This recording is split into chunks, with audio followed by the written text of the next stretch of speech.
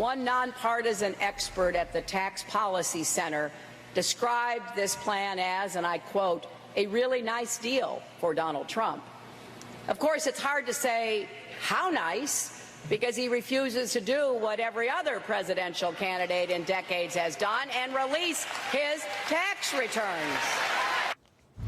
Hillary Clinton slamming Donald Trump on a campaign trail for refusing to release his tax return. And in today's, well, she did put her money where her mouth is, and she released her tax returns, putting additional pressure on the GOP candidate to do the same.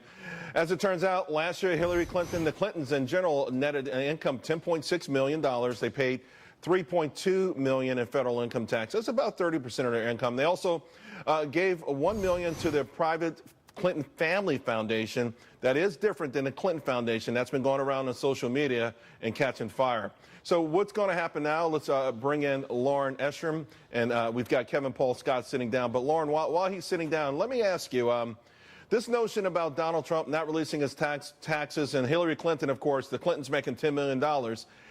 Under any other circumstances, that $10 million number would stand out tremendously for someone who's railing against the rich and can make this much money for having only been a politician. Thank you for having me on, Charles.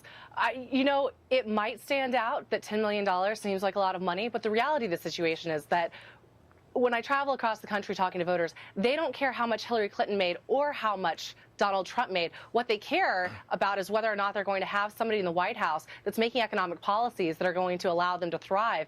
And it doesn't seem like we're going to find that under Hillary Clinton.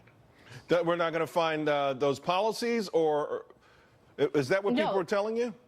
No, they're telling me that we're not going to have policies under a Hillary Clinton administration that are going to allow them to save money for their children's education or even to simply put food on the table to feed their families. They're telling me that they're afraid of taxes that are going to go up even more than they have.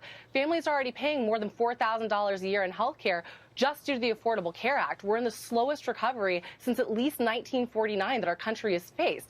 That's not success, and Hillary Clinton fully supports the policies of Barack Obama. I don't know what they would expect. Not success. That's not what we're finding now. Well, you know, but I agree with where you're coming from. Believe me, you know, I weep every time I leave my accountant's office. But it's worked the last two election cycles, and it might be working right now. At least if you think that the polls are correct. This politics of envy, it's really an amazing thing. It really helps. It really creates a situation where people often will vote against their own self-interest because they just feel like somebody is getting so much more than they are. Absolutely. Since when did being successful become a bad word? Being successful isn't a bad word. I want my children to have every opportunity to be successful, and I want a president that is going to give them that opportunity for success. I wish when Donald Trump released his economic plan this week that he'd made more of, put more attention towards simplifying the tax plan, you know, even put more attention towards further tax cuts for the middle class.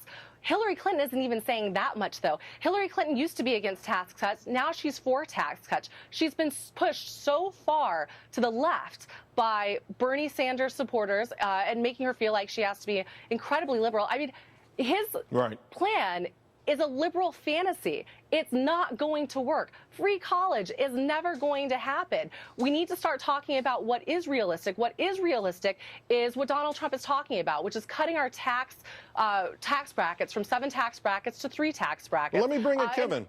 Let me bring in Kevin for a moment. Kevin, listen, you're an author. You write books. You're a businessman. You also understand a lot of things with respect to politics. There's one thing to say we crunch the numbers and it can't work, and there's another thing to say, well, it might get you into the White House. Yeah, that is definitely a totally different thing. And here's the thing. I think right now a lot of people are still underestimating, because we saw throughout the entire primary process, underestimated. I think there's a lot of people who are not willing to say that they're going to vote for Trump, and maybe it's not coming through in polling, but at the end of the day, they're going to go pull the ballot box for him, and it may just get him in there. It may, you know, and of course, there's still almost 90 days to go, but on the economy side, on the economic side of things, the idea that people were saying, hey, at least Hillary Clinton is trying to pay for all the free promises. And let's face it, the one scoring we saw, it would be $1.2 trillion in tax hikes, still leaving a deficit north of $2 trillion. That's her argument, that redistribution is the only way for any sort of to make things, quote unquote, fair in this country, Kevin. Yeah, and that's been the argument that the Democrats have laid out for a number of years. Sometimes they're more overt about it and sometimes less, but she's basically saying exactly what Democrats have said for years. We want to take money from one group and give it to another, and when there's enough others that want the money given to them, that argument works. And I think Hillary is being more overt even than Barack Obama was, and she's banking on the fact that that's going to work come November. As far as growth, any kind of growth possibilities at all if Hillary Clinton is elected? I'll ask you first, Kevin. Yeah, I mean, I think it's disastrous for our economy. I think in a lot of ways it's going to be really bad news.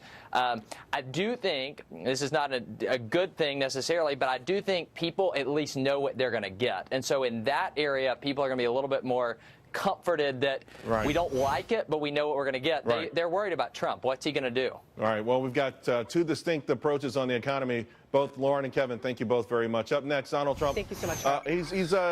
He's sort of back.